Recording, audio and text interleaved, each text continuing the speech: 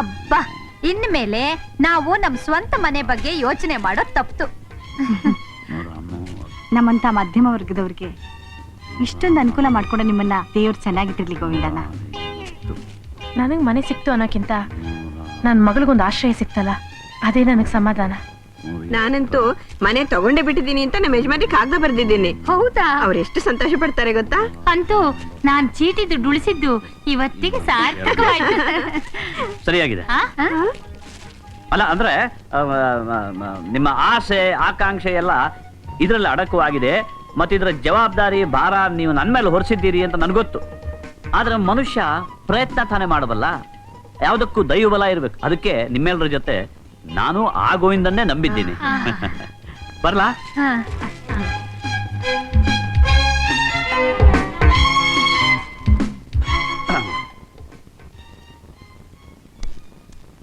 ಒಳ್ಳೇದಾಗಾದ್ರೆ ನಾನಿನ್ನು ಸುಮ್ಮನೆ ಕುತ್ಕೊಳ್ಳೋ ಹಾಗಿಲ್ಲ, ಜವಾಬ್ದಾರಿ ಬಂದ್ಬಿಡ್ತು. ಬರ್ಲಾ?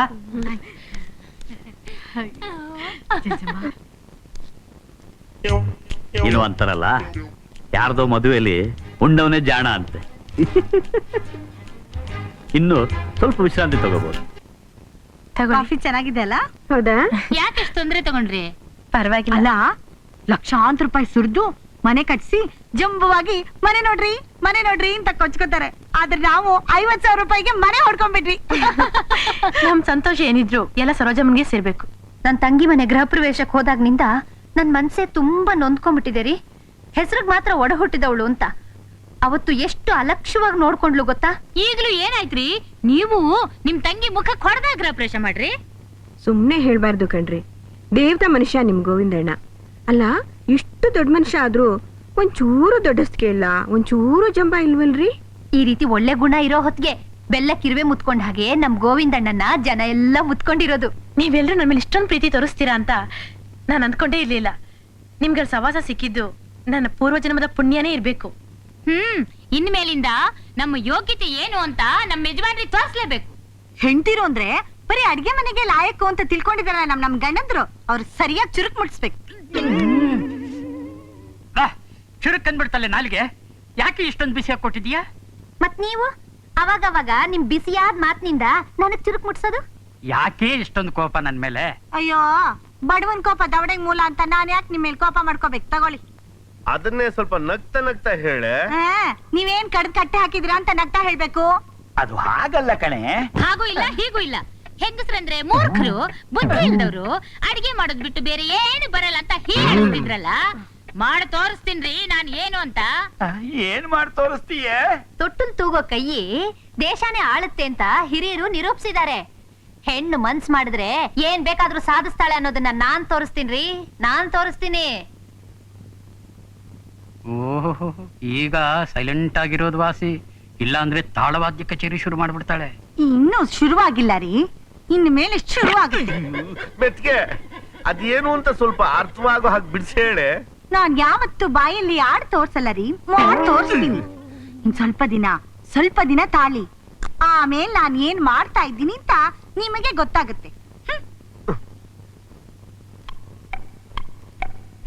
ಇವಳು ಏನ್ ಮಾಡ್ತಾ ಇರ್ಬೋದು? ಈ ಹುಡುಗ IAS ಆಫೀಸರು, ಕೈ ತುಂಬ ಸಂಬಳ, ಬಾಚ್ಕೊಳ್ಳುವಷ್ಟು ಗಿಂಬಳ, ಸದಾಶಿವನಗರದಲ್ಲಿ ಸ್ವಂತ ಮನೆ, ಓಡಾಡೋದಕ್ಕೆ 2-3 ತರ ವೆರೈಟಿ ಕಾರ್ಗಳು. ಓಹೋ, ಒಬ್ಬ ಮನುಷ್ಯನಿಗೆ ಇದಕ್ಕಿಂತ ಹೆಚ್ಚಾಗಿ ಇನ್ನೇನ್ ಬೇಕಾಗಿದೆ? ಈ ಹುಡುಗ ನನಗೆ ತುಂಬಾ ಒಪ್ಪಿಗೆ. ಯಾರ್ಗಪ್ಪ ಹುಡುಗ ನೋಡ್ತಿರೋದು? ಇನ್ಯಾರ್ಗಮ್ಮ? ನಿನಗೆ ಕಣಮ್ಮ. ನಾನು ಗೋವಿಂದ ಲವ್ ಮಾಡ್ತಾ ಇರೋದು ನಿಮಗ್ ಗೊತ್ತಿಲ್ವಾ? ಮನೆ ಮಠ ಇಲ್ದಿರ ಗೋವಿಂದನ್ ಜೊತೆ ಲವ್ ಅಂತೆ ಲವ್. ನನ್ನ ಮಾತು ಕೇಳಿ ಮದುವೆ ಮಾಡ್ಕೊಂಡಿದ್ರೆ ಇಷ್ಟೊತ್ತಿಗೆ ನನ್ನ ಮೊಮ್ಮಗ ನನ್ ಎದೆ ಒದಿತಾ ಇದ್ದ. ನಾವು ಲವ್ ಶುರು ಮಾಡ್ದಾಗ್ಲೇ ನಮ್ಮಿಬ್ರಿಗೂ ಮದುವೆ ಮಾಡ್ಬೇಕಾಗಿತ್ತು. ನಿಮ್ಮನ್ನ ಯಾವ ಕಂಡೀಷನ್ ಹಾಕೋತ ಹೇಳಿದ್ದು? ಸತ್ತು ಸಂಪಿಗೆ ಮರ ಆಗಿರೋ ನಿಮ್ಮಮ್ಮ. ನೋಡಮ್ಮ, ನೀನು ಸಂತೋಷವಾಗಿ ಬಾಳಿ ಬದುಕಬೇಕು ಅಂತಲೇನೆ ನಾನು ಈ ನಿರ್ಧಾರಕ್ಕೆ ಬಂದಿರೋದಮ್ಮ. ನಾನ್ ಸಂತೋಷವಾಗಿ ಬಾಳಿ ಬದುಕೋದಾದ್ರೆ ಅದು ಗೋವಿಂದನ್ ಜೊತೆಲಿ ಮಾತ್ರ. ಈಗ ನಾನೇನ್ ಮಾಡ್ಬೇಕು ಅಂತೀರ ರಾಯ್ರೆ? ನಾನೇನ್ ಮಾಡ್ಬೇಕು ಅಂತ ಗೊತ್ತಿಲ್ದಿರೋವಾಗ ನಾನೇನ್ ಮಾಡ್ಲಿ ಅಂತ ಕೇಳ್ತಿರಲ್ರಿ. ನೆಗೆದು ಬಿದ್ದು ನೆಲ್ಲಿಕಾಯಿ ಮರ ಆಗೋಗ್ರಿ. ಆ ಫೋಟೋ ತಗೊಳ್ರಿ, ಹೋಗ್ರಿ. ಬನ್ರಿ ಬೇಗ. ಯಾಕೆ ಚಂಪಾ ಇಷ್ಟು ಅವಸರವಾಗಿ? ನಮ್ಮಪ್ಪ ಮದ್ವೆಗೆ ಪ್ರಯತ್ನ ಪಡ್ತಿದ್ದಾರೆ. ಹೌದಾ? ತಲೆ ಮೇಲಿನ ಕೂದ್ಲೆಲ್ಲ ಉದುರು ಹೋದ್ಮೇಲೆ ಆದ್ರೂ ನಮ್ಮಿಬ್ಬರು ಮದುವೆ ಮಾಡ್ಬೇಕು ಅಂತ ಮನಸ್ಸಿಗೆ ಬಂತಲ್ಲ. ಅಯ್ಯೋ ನನಗೂ ನಿಮ್ಗೂ ಅಲ್ಲ ರೀ ಮದ್ವೆ. ಹೌದಾ? ಹ್ಮ್. ಅಯ್ಯಯ್ಯೋ, ಇಳಿ ವಯಸ್ಸಿನಲ್ಲಿ ಯಾಕೆ?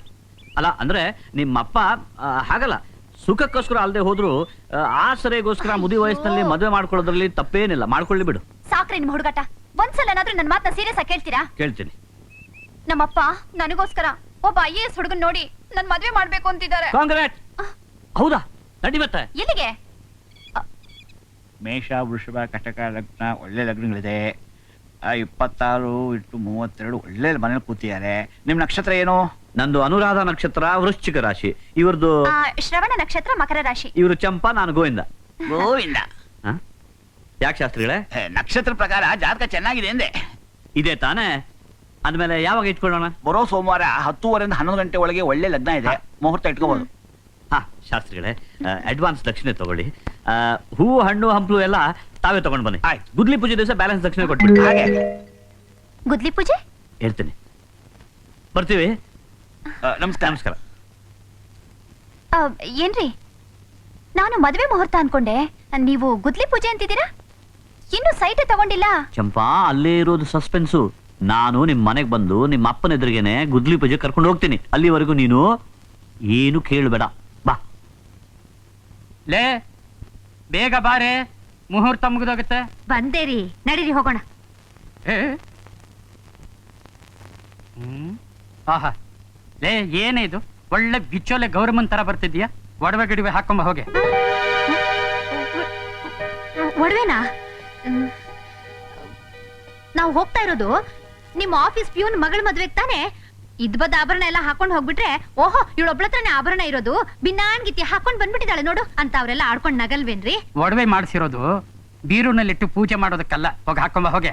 ಮೊನ್ನೆ ಸಾಂಗ್ಲಿಯಾನ ಅವರು ಟಿವಿಲಿ ಏನ್ ಹೇಳಿದಾರೆ ಗೊತ್ತಿಲ್ವಾ ನಿಮ್ಗೆ?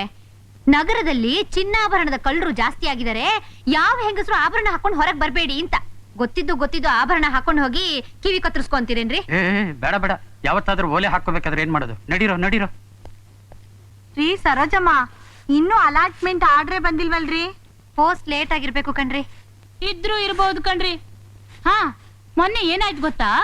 ನಮ್ ಪಕ್ಕದ ಮನೆ ವಾರ್ಗೀತಿ ಅತ್ತೆ ಸತ್ತೋದ್ರು ಅಂತ ಟೆಲಿಗ್ರಾಮ್ ಬಂತಂತೆ. ಎದ್ರೋ ಬಿದ್ರು ಅಂತ ಹೋಗಿ ನೋಡಿದ್ರೆ ಅಲ್ಲಿ ವೈಕುಂಠ ಸಮಾರಾಧನೆ ನಡೀತಿತ್ತಂತೆ. ಅಂದ್ರೆ 15 ದಿವಸ ಬೇಕಾಯ್ತಾ ಟೆಲಿಗ್ರಾಮ್ ತಲುಪಕ್ಕೆ? ನೋಡಿ. ಏನೋಪ್ಪ. ಅಲ್ರಿ ಸರೋಜಮ್ಮ, ಗೋವಿಂದಣ್ಣ ನಮ್ಮ ಹತ್ರ ದುಡ್ಡು ತಗೊಂಡೋಗಿ ಎಷ್ಟು ದಿನ ಆಯ್ತು, ಅವ್ರು ಈ ಕಡೆನೆ ಬಂದಿಲ್ವಲ್ರಿ? ನೀವೇನು ಯೋಚನೆ ಮಾಡ್ಬೇಡ್ರಿ, ನಮ್ ಗೋವಿಂದಣ್ಣ ವಿಶ್ವಾಮಿತ್ರನಂತವ್ರು. ಹಠ ಸಾಧಿಸಿ ಕೆಲ್ಸ ಮುಗಿಸ್ಕೊಂಡೇ ಬರೋದು. ನನ್ ಮೇಲೆ ಅಷ್ಟೊಂದು ನಂಬಿಕೆ ಇಟ್ಟಿದ್ದೀರಲ್ಲ. ಹೇಳ್ಬೇಡಿ, ಕೂತ್ಕೊಳ್ಳಿ. ನನಗ್ ಗೊತ್ತು ನೀವೆಲ್ಲ ಯಾಕೆ ಸಭೆ ಸೇರಿದ್ದೀರಿ, ನಿಮ್ಮ ಮನಸ್ಸಿನ ತಳಮಳ ಏನು ಅಂತ. ಇನ್ನೂ ಮನೆ ಅಲಾಟ್ ಆಗಿಲ್ಲ ಅಂತ ತಾನೇ? ಈ ಗೋವಿಂದ ನಿಮ್ಮ ಹಣನೆಲ್ಲ ಕಿತ್ಕೊಂಡು ಗೋವಿಂದ ಮಾಡ್ಬಿಟ್ಟ ಅಂತ ತಾನೇ? ಹೇಳ್ತೀನಿ. ಯಾಕೆ ಹೇಳ್ತೀನಿ ಅಂದ್ರೆ, ಹೀಗೆ ಹೇಳ್ದೆ ಅಂತ ಬೇಜಾರು ಮಾಡ್ಕೋಬೇಡಿ. ನಮ್ಮ ಪೈಕಿ ಯಾರಿಗೋ ಅದೃಷ್ಟ ನೆಟ್ಗಿಲ್ಲ ಅಂತ ಕಾಣುತ್ತೆ. ಯಾಕಂದ್ರೆ ಸುಲಭವಾಗಿ ಆಗೋ ಕೆಲಸದಲ್ಲಿ ಬ್ರೇಕ್ ಬಿದ್ಬಿಡ್ತು. ನನಗೆ ಗೊತ್ತು ಬಿಡಿ ಯಾರ ಅದೃಷ್ಟ ಚೆನ್ನಾಗಿಲ್ಲ ಅಂತ. ನಾನಾ? ಅಲ್ಲಲ್ಲ, ಮದುವೆ ಆಗ್ತಿದ್ದಾಗೆ ಗಂಡನ್ ನುಂಗ್ಕೊಂಡು ಇಲ್ಲಿ ಬಂದ್ ಸೇರ್ಕೊಂಡಿದ್ದಾಳಲ್ಲ ಅವಳದೇ. ಹೌದು ರೀ, ನಾವು ಅವಳನ್ನ ಸೇರಿಸ್ಕೊಳ್ಳೇಬಾರ್ದಾಗಿತ್ತು. ಈಗ್ಲೂ ಏನಂತೆ, ಅವಳು ಕೊಟ್ಟಿರೋ ದುಡ್ಡು ಅವಳ ಮುಖಕ್ಕೆ ಬಿಸಾಕಿದ್ರಾಯ್ತು. ನಾನು ಆ ಅರ್ಥದಲ್ಲಿ ಏನು ಹೇಳಿಲ್ಲ ಪಾಪ. ಆ ಹೆಣ್ಣಿಗೆ ಯಾಕೆ ಅನ್ಬೇಕು? ನಾನೊಂದಿದ್ದು ನಮ್ಮ ಪೈಕಿ ಯಾರಿಗೂ ಒಬ್ರಿಗೆ ಗೃಹಕಾಟ ಇರ್ಬೇಕು ಅಂತ. ಯಾಕಂದ್ರೆ ಮೊನ್ನೆ ನಮ್ಮ ಸಾಹೇಬ್ರು, ಅದೇ ಗೃಹ ಮಂಡಳಿ ಅಧ್ಯಕ್ಷರು, ಈಗ ಪೆನ್ ತಗೊಂಡು ಇನ್ನೇನು ಸಹಿ ಮಾಡ್ಬೇಕು, ಟ್ರೆಂಡ್ ಎಲ್ಲಿಂದ? ಡೆಲ್ಲಿಯಿಂದ. ಅರ್ಬನ್ ಡೆವಲಪ್ಮೆಂಟ್ ಮಿನಿಸ್ಟ್ರು ಹುಡ್ಕೋ ಮೀಟಿಂಗ್ ಫಿಕ್ಸ್ ಮಾಡಿದ್ದಾರೆ, ತಕ್ಷಣ ಬಾ ಅಂತ ಕರೆದ್ರಂತೆ. ಹೋಗ್ಬಿಟ್ರು. ಇನ್ನು ಹುಡ್ಕೋದ್ರಲ್ಲೇ ಇದಾರ? ಅಲ್ಲ, ಡೆಲ್ಲಿಗೆ ಯಾಕೆ ಹೋಗ್ಬೇಕು ಹುಡ್ಕೋದಕ್ಕೆ? ಹುಡುಕೋ ಅಂದ್ರೆ ಅದಲ್ಲಮ್ಮ, ಹುಡುಕೋ ಅಂದ್ರೆ housing and urban development corporation ಅಂತ. ಇನ್ನೂ ಏನು ಕೆಟ್ಟಿಲ್ಲ. ಅಂದ್ರೆ ನಿಮ್ ಪೇಪರೇ ಮೇಲಿರೋದು. ಸಾಹೇಬ್ರು ಡೆಲ್ಲಿಂದ ಬಂದ ತಕ್ಷಣ ಪೆನ್ ತಗೊಂಡು ಸಹಿ ಹಾಕ್ತು ಒಂದು ಕೂಡ್ಲೆ ನಿಮ್ ಮನೆ ನಿಮ್ಗೆ ಅಲಾಟ್ಮೆಂಟ್ ಆಯ್ತು ಅಂತ ಇಟ್ಕೊಳ್ಳಿ. ಆ ಗೋವಿಂದ ನಿಮ್ ಕೈ ಬಿಟ್ರು, ಈ ಗೋವಿಂದ ಬಿಡೋಲ್ಲ. ಯೋಚನೆ ಮಾಡ್ಬೇಡಿ. ಬರ್ಲಾ? ಏನೋ ಅನುಮಾನ ಇದೆ ಅಂತ ಕಾಣುತ್ತೆ. ಏನ್ ಕೇಳಿ? ಏನಿಲ್ಲ, ಮನೆ ಯಾವ ಏರಿಯಾದಲ್ಲಿ ಅಂತ ಹೇಳಲೇ ಇಲ್ಲ. ನಾನು ಹೇಳಿಲ್ವಾ? ಇಲ್ಲ. ನಿಜಕ್ಕೂ ನಾನು ಹೇಳಿಲ್ವಾ? ಇಲ್ಲ. ಹೇಳೇ ಇಲ್ವಾ? ಅಯ್ಯೋ, ಎಂತ ದೊಡ್ಡ ಮೂರ್ಖ ಶಿಖಾಮಣಿ ನಾನು. ಅದೇ ಅಲ್ಲೇ ಅದೇ ಅಲ್ಲೇ ನಮ್ಮ ಜಯನಗರ.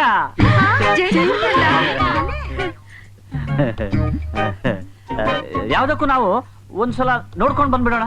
ಬನ್ನಿ ಹೋಗೋಣ. ಅಯ್ಯೋ ಇವತ್ ಶನಿವಾರ ಯಜಮಾನ್ರು ಮಕ್ಳೆಲ್ಲ ಬೇಗ ಮನೆಗ್ ಬಂದ್ಬಿಡ್ತಾರೆ. ನಾಳೆ ಅಯ್ಯೋ ನಾಳೆ ನಮ್ಮ ಯಜಮಾನ್ರು ಬೆಳಗಿಂದ ಸಾಯಂಕಾಲದವರೆಗೂ ಕುಯ್ತಾ ಇರ್ತಾರೆ. ನೀವು ಹೀಗೆ ಅಂದ್ರೆ ನಿಮ್ಮ ಮನೆ ನೀವು ನೋಡೋ ಯಾವಾಗ? ಸೋಮವಾರ ಅವ್ರನ್ನ ಆಫೀಸ್ ಕಳ್ಸಿ ಮಕ್ಳನ್ನ ಸ್ಕೂಲ್ ಕಳ್ಸ್ಬಿಟ್ರೆ ಸಾಯಂಕಾಲ 5 ಗಂಟೆ ತನಕ ಫ್ರೀ ಆಗಿರ್ತೀವಿ. ಹೋಗೋಣ. Very good. ಹಾಗಾದ್ರೆ ಒಂದು ಕೆಲಸ ಮಾಡಿ, ನೀವೆಲ್ರೂ ಸೇರಿ ಎಲ್ರನ್ನು ಕಳ್ಸಿದ ಮೇಲೆ ಗೃಹ ಮಂಡಳಿ ಆಫೀಸಿಗೆ ಬಂದ್ಬಿಡಿ. ಗೃಹ ಮಂಡಳಿ ಆಫೀಸಾ? ಅದೆಲ್ಲಿದೆ ಅಂತಾನೆ ಗೊತ್ತಿಲ್ಲ. ಗೊತ್ತಿಲ್ವಾ? ಹಾಗಾದ್ರೆ ನಾನೇ ಒಂದು ಕೆಲಸ ಮಾಡ್ತೀನಿ, ನೀವೆಲ್ರೂ ರೆಡಿ ಆಗಿರಿ. ನಾನು ಗೃಹ ಮಂಡಳಿ ಅಧ್ಯಕ್ಷರ ಕಾರನ್ನೇ ಇಲ್ಲಿ ಕಳಿಸ್ತೇನೆ. ಬರ್ಲಾ?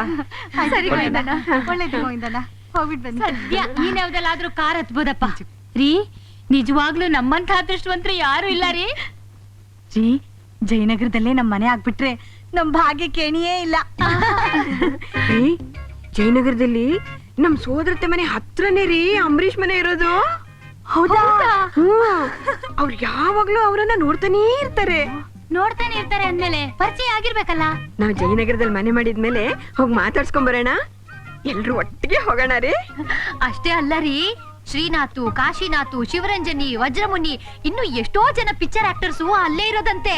ದಿನ ಅವ್ರನ್ನೆಲ್ಲ ನೋಡ್ತಾ ಇರ್ಬೋದಲ್ವಾ? ಅವ್ರಗಳ ಮನೆ ಹತ್ರ ನಮ್ಮ ಮನೆ ಸಿಕ್ಬಿಟ್ರೆ ಅವ್ರ ಪರಿಚಯ ಮಾಡ್ಕೊಂಡು ಪೂಸಿ ಹೊಡೆದು ನಮ್ಮ ಮಕ್ಕಳನ್ನ ಸಿನಿಮಾದಲ್ಲಿ ಸೇರ್ಸ್ಬಿಡ್ಬೋದು. ನಮ್ ವಾಮನ ಇದಾನಲ್ಲ, ಅವನ್ನ ಯಾವ್ದಾರು ಪಿಕ್ಚರ್ ಕರ್ಕೊಂಡು ಹೋಗ್ಬಿಟ್ರೆ ಪಿಕ್ಚರ್ ಆಕ್ಟರ್ಸ್ ತರಾನೇ ಆಕ್ಟಿಂಗ್ ಮಾಡಿ ತೋರಿಸ್ತಾನೆ ರೀ. ಡಿಶುಮ್ ಡಿಶುಮ್ ಅಂತ ಅವ್ರ ತರಾನೇ ಫೈಟಿಂಗ್ ಮಾಡ್ತಾನೆ. ಅಷ್ಟೇ ಅಲ್ಲ, ಬಾರೆ ಸಂತೆಗೆ ಹೋಗೋಣ ಬಾ, ಸಿನಿಮಾ ಟೆಂಟ್ ಅಲ್ಲಿ ಕೂರೋಣ ಬಾ ಅಂತ ಅವ್ರ ತರಾನೇ ಡ್ಯಾನ್ಸ್ ಮಾಡಿ ಕುಣಿದು ತೋರಿಸ್ಬಿಡ್ತಾನೆ ರೀ. ಅವನ್ ಜಾತಕದಲ್ಲಿ ಅವ್ನ್ ಸಿನಿಮಾ ಆಕ್ಟರೇ ಆಗ್ತಾನೆ ಅಂತ ಬರೆದು ಬಿಟ್ಟಿದ್ದಾರೆ ರೀ. ಜಯನಗರದಲ್ಲಿ ಮನೆ ಸಿಕ್ತಿರೋದು ನಮ್ಮ ಅದೃಷ್ಟ ಅಂದ್ರೆ ಅದೃಷ್ಟ.